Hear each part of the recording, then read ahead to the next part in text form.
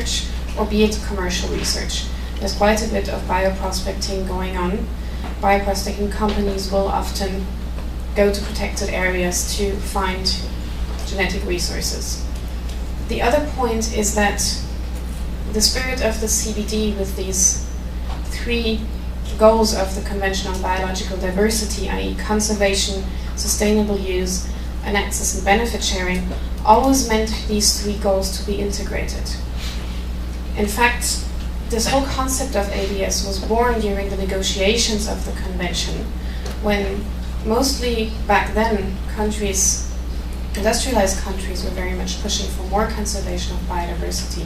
But this biodiversity being located a lot of times in countries of the South, these countries said, we're willing to make efforts to conserve this biodiversity, but the truth is the commercial use of these resources is often happening in northern countries, and we would like to see a few of these benefits return to the countries of origin and also to support this conservation. So the idea was very much that these benefits should serve as an incentive to conserve and sustainably use the biological resources, which only makes it sort of logical that a part of these benefits that countries will receive through ABS mechanisms should go towards the financing and the management of protected areas, the areas who are actually conserving the biodiversity a lot of the time. And so ABS could, in this sense, potentially serve as a financing mechanism for protected areas. Then there's another arena that Jordi has mentioned briefly, where we think there are linkages between ABS and protected areas, and it's that these two areas face common governance challenges. When we talk about use of resources, access to resources, be it in a protected area context, be it in an ABS context, you always run into the same issues of land rights, of resource use rights. Who has the right to give access to these resources? Who has the right to use resources? And these things need to be set up, and a lot of the solutions also that have been found, for example, in protected area contexts could be valuable for the ABS context. A lot of co-managed protected areas have devised benefit sharing arrangements. We're not talking about benefits from genetic resources, it's usually tourism fees, etc. But these mechanisms that are in place can serve for now the ABS context, and there's probably a lot to learn from ABS policymakers not to reinvent the wheel completely. And then there's a lot of potentials there, but the reality is, for now, that there is a lot of disconnect between the policy frameworks around protected areas in the countries and the policy frameworks around ABS where these already exist. So, tiny example, if you're a researcher and you go to a country and you want a permit to do research in a protected area, who do you go to? There's usually access mechanisms, permitting mechanisms that are already in place for non-commercial research in protected areas. Now they're building this architecture of permitting, especially for ABS, when you talk about commercial research. And if you do this completely in disconnect, you're making this administrative landscape incredibly burdensome, incredibly complicated for researchers who come into the countries. So it's very necessary to make sure that these don't conflict and that you look at where they overlap. And again, as I mentioned, these experiences from the conservation world, be it in payment for ecosystem services, be it in community-based natural resource management, there's a lot of wealth out there that can be used when we're now developing these ABS implementation frameworks. And what ABS does do, the characteristic at this point of the Nagoya Protocol under the Convention, is that it will be a legally binding protocol, which is a lot more legally binding than any of the programs of work under the Convention. So while there's been a lot of advances under, for example, the program of work on protected areas under the CBD, the principles that are enshrined in the protocol, countries will have to implement. If they sign and ratify the protocol, they will be bound to these provisions. And that means that provisions in the protocol which talk about setting up these kind of transparent systems that talk about giving the right to prior informed consent to communities when their traditional knowledge is concerned. All these principles will have to be implemented, and we're hoping that when countries now, in implementing the Nagoya Protocol, put in place these systems, that this will be able to benefit also other areas. That if you put in place good, transparent, efficient governance systems for access to resources, access to knowledge, for the involvement of indigenous peoples and local communities, that this will have a benefit also for other areas where natural resources and indigenous peoples and local communities are concerned. But Holly will talk a little bit more about that later in terms of some of the ideas that are out there for the application of this. So leaving a bit this sort of conceptual and theoretical framework, I just wanted to talk briefly about one example that we're working on right now with our partners in Ivory Coast. So this is Côte d'Ivoire, and we're talking about the Tai National Park, which is over there in the southwest of Ivory Coast. And this is quite a special place. It's quite a special park. It's the single largest tract of undisturbed tropical rainforest in that region. It's 12,370 square kilometers big. And it's a key element also in terms of global change, climate change. It's a key element for stabilizing the regional climatic system of Western Sahel and Guinea zone. It's also been named as one of the 25 global hotspots for biodiversity that Conservation International declared. So it's really a special place, and a lot of the forest cover is actually still intact in the park. It has an incredible diversity of species and genetic resources, and here are some of the figures. I mean, over 1,300 species of plants, of which 138 are endemic. It's the same for a lot of other groups, but the point being that these figures are estimated to be just the tip of the iceberg. This is what is known. But researchers estimate that there's still a lot more in there, a lot more out there in terms of biological and genetic diversity. And so there's really a big potential there also for use of genetic resources. Just to give an example what this kind of thing can mean. This is an example of a resource from that region, not just from the park, but from the larger region, that was accessed and utilized and is still being utilized before the entry into force of the convention, before the entry into force of the Nagoya Protocol. It's the species Tomatococcus danieli, which is called tomatine, and it's a plant that is used by the local population as a sugar substitute. It's 2,000 to 3,000 times sweeter than sugar, and so it's used as a flavor enhancer and as a sweetener. And through research, the sweetener component of tomatine was synthesized into this one of the E's that we always see on food packages, an E957. And this is now used in a whole range of products: sweetener in confectionery, in spices, in drinks, dairy, up to cosmetic products like toothpaste, or as flavor enhancers in cigarettes. So it's a huge market from this, that is based on this plant from West Africa. And every year it's estimated there's a turnover of $1 billion. And since there was no ABS agreement signed over this resource, none of these profits go back to West Africa. None of these resources go back to the local communities who knew how to use this plant, who pointed the way to the use of this plant as a sweetener, and who made it possible for the companies to make these profits. And so, just as an example of the kind of potential we're sometimes talking about with these resources. So the Tai Park has been around for a long time. It's been there since the colonial period. It's been a national park since '72, and it's also part of a biosphere reserve and has been recognized as a World Heritage Site. It's your typical national park with core zone, buffer zone, and a tiny little development zone on the fringe where agricultural development, small scale, is allowed.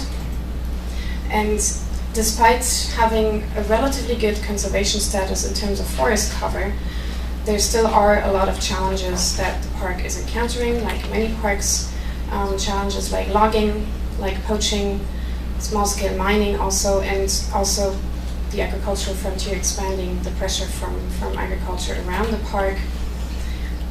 The area is also one of the largest immigration areas of West Africa, so people have really been migrating into that area since the 70s and 80s. It's both national people, but also international, meaning from neighboring countries.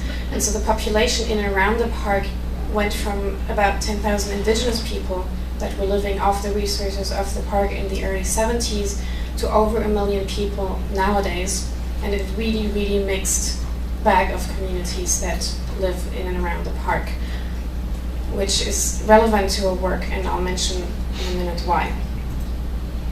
So the whole region is intensively agriculturally used. There's a lot of smallholder farming up right to the edge of the park. It's one of the most productive cocoa regions of the world, and so there's plantations of cocoa, palm oil, coffee, and rubber around the park. So this just to paint the picture of the Thai park. Immense richness, but also a lot of threats, and as is often the case with national parks, underfunded, facing a lot of challenges to maintain the conservation of the park. So German Development Corporation has been active in Ivory Coast and in the park for quite a while, so the kind of work that we do there is support for direct conservation measures, monitoring of species, etc., etc. But we also work in sustainable use around the park, so there's support to communities for income generation. We work on COCOA certification around the park, and also in awareness raising among local communities of the park, of the importance, etc. And there's another component which is about sustainable financing of the park, and I'll come back to this in a minute, but there was a foundation that was created and a fund that's supposed to go in operation to try and sustainably finance this park. So what could an ABS mechanism, an ABS contribution to a park like this look like? This is the idea that was sketched out with the partners in Ivory Coast, which is not implemented yet, but this is what it could look like, and it could be extrapolated for other areas. So you have an interested bioprospector who would like to have access to the biological and genetic resources of the park. He would come to Ivory Coast and speak to the national focal point, to the competent national authority that was mentioned before in the movie. The competent national authority here, in the case of Ivory Coast, is the Ministry of Environment, Water and Forest. But he would also speak to the General Direction on Parks and Reserves, OIPR, in Ivory Coast, who in turn is in touch with, there's a scientific council around the park, and there's also the management committee of the park where, for example, local communities are also involved. So ideally there would be a one-stop shop, one entry person, one entry point that this bioprospector would talk to seek access to the park, saying, I would like to do this kind of research with these kind of resources, and I'm asking for your prior informed consent to do so. And then this institution would either deny the access, which then would be the end of the story, ideally, or it would grant the access.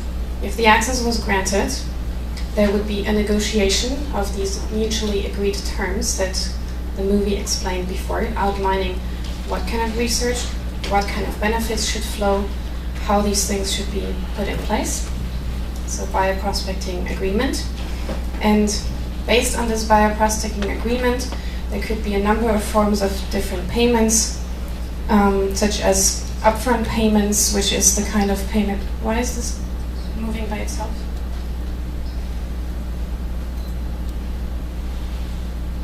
It's weird. Okay. Why is my PowerPoint moving by itself? It's not supposed to do that. What did I do?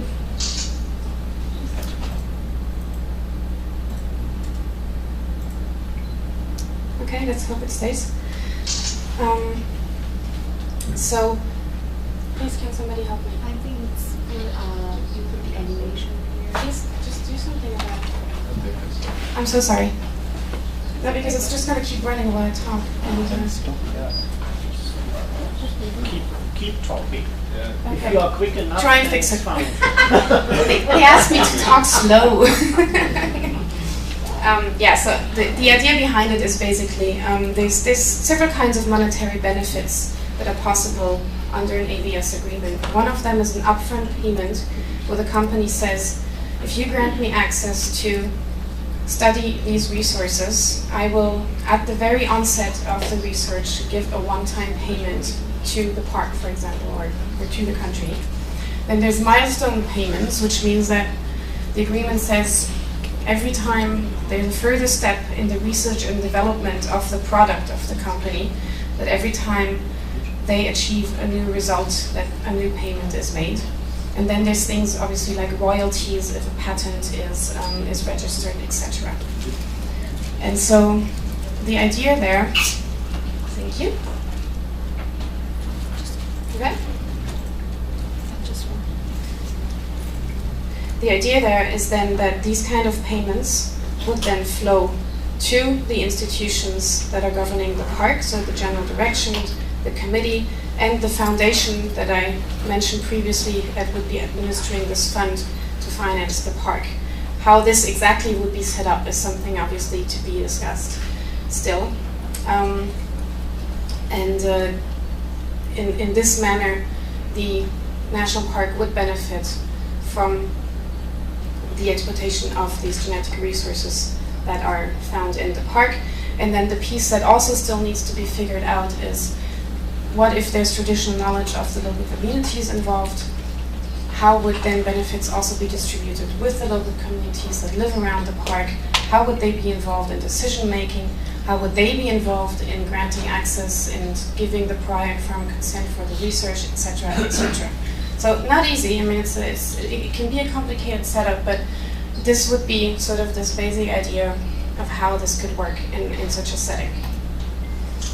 And one of the interesting pieces of this is that one of the challenges of ABS is that companies who do bioprospecting, who do product development, usually upfront put a lot of investment into a plant, into a genetic resource, without always fully knowing whether there will be a commercial benefit at the end of it.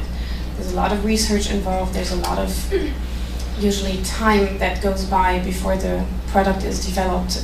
In pharmaceutical products, we can talk up to 10, 20 years. In the cosmetic field, it's shorter. We can talk about 5 years maybe until a product is developed. And so obviously this can delay the sharing, the generation and the sharing of benefits quite a bit. But the idea was a little bit to say, well, these companies, they're also interested in sometimes giving back and linking what they do in terms of bioprospecting to their corporate social responsibility. And so the Thai Park being a very important protected area for the region, it's very remarkable, it has outstanding value, it has World Heritage status. It could be very interesting for a company to say, we're voluntarily contributing to the preservation of this park. And so the idea is a little bit to say, well, if a bioprospecting company would be granted access to this park, that this upfront payment that they would make without knowing yet that they would realize commercial benefits and not being sure, that they could see it as, even if we don't immediately develop a product, even if it takes time or even if nothing comes out of it, we will have contributed to conservation of resources in the region, and then we can use that for our CSR contribution. And from the point of view of the national park, it's a little bit the same logic of saying, even if nothing comes out of the research and development itself, which hopefully it would, but even if it doesn't, the upfront payment would already have been a contribution to the financing of the park. So, can this work? Question. I think we should discuss this also later. Can these kind of approaches work? A few things are needed for the private sector to get engaged into these things, probably.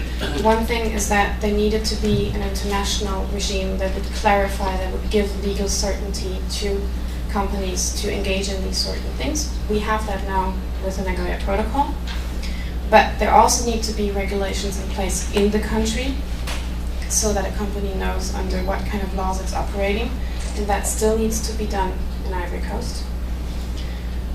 A step you should probably take is get an idea of what's exactly in the park, what kind of biological resources, what kind of genetic resources are even there, in order to show the potential also for the company. And you would have to identify possible research institutions, if possible, in the country that could do some of the preliminary research, etc.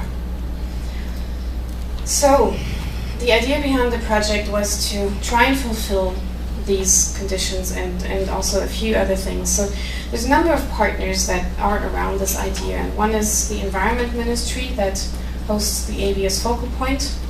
One is this Office of Parks and Reserve, the OIPR. One is the Museum of Natural History in Paris.